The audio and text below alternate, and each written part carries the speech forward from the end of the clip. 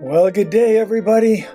It's Dr. A back in the garden, and I can hardly wait to share some stories from the garden. Because a garden is not just a bunch of plants. A garden is history, it's what you're doing today, it's beauty. But oh, I tell you what, there are so many cool stories from the garden. Today I want to talk about a plant with an obvious common name, the bloodroot, or as I call it, the bloody bloodroot. It doesn't take a rocket scientist to figure out where it gets its common name, but let's look at it a little bit more closely. I've always been enamored with bloodroot. Not only is it a handsome native plant, beautiful in the wild or in my garden if you'd like to come see it, but it's a plant I always show people on my walkabouts. I do these little thing called walkabouts in my garden or elsewhere where crazy people like you walk with me and I tell stories and show plants and we just have a grand time, as all gardeners do. But I show people my walkabouts the bloodroot. Kids, adults, 80-year-old grandmas, they get on their knees while I dig and snap the root of the plant. The bloody sap soon tells the story behind its common name. It is truly bloody. All are excited to see it, but before I can move on to the next plant, I have to rescue the grandma still trying to get up off their knees. But what a great plant it is. It's a beautiful plant.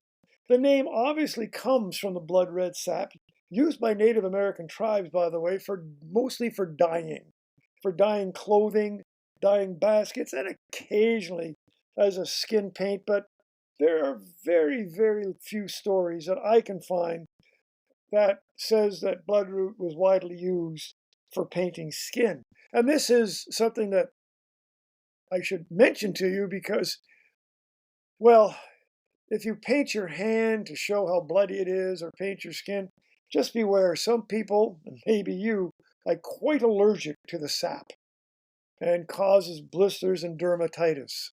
I speak from experience as I rubbed this on a hand of one of my walkaboutees, and they immediately started itching, scratching, and it was not a pretty sight. But pretty obvious that the sap makes a great dye. Extracts obtained from bloodroot contain a chemical called sanguinarine, and it is used in dental hygiene products. The United States FDA has approved the inclusion of sanguinarine in toothpastes as an antibacterial or anti-plaque agent. Another common name for bloodroot is puccoon, Puccoon, puccoon.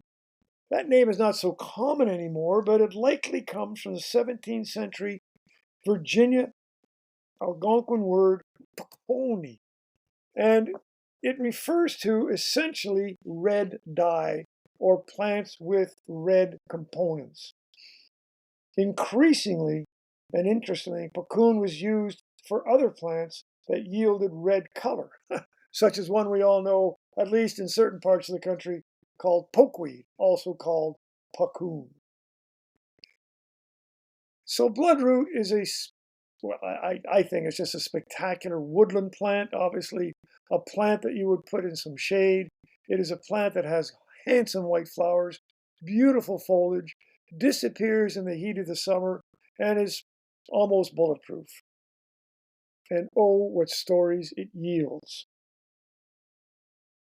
This is one of the easiest wildflowers to grow, at least in Canada, the Northeast, and even in the Southeast, where it's a lot hotter, but not so much as you go further south than that. The hardest part is getting started. As they are relatively expensive to buy, you do not want to be buying these from somebody yanking them out of the woods. So they take some time to propagate, and thus they are somewhat expensive. But once you get them established in your garden, they will propagate themselves.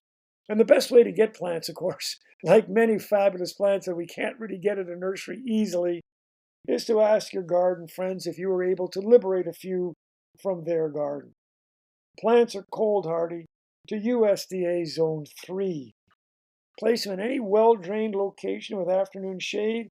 They will spread in a few years, and once they are established, feel free to get people on their hands and knees, cut up a root, and discover a bit of American history. The Bloodroot, grand plant, grand stories. I hope you have enjoyed today's story as much as I've enjoyed sharing it with you. Thank you for listening. For more information and more stories, go to my website, www.alanarmitage.net. If you go to the bookstore, you will see one of my most popular books, Naked Ladies and Forget-Me-Nots, How Plants Get Their Common Names. And another wonderfully popular book is Legends in the Garden. Who in the world is Nellie Stevens? These and other books on the website I think you will enjoy, and I hope you have a chance to take a look at them. Once again, thank you for listening, and I look forward to sharing another story with you next week.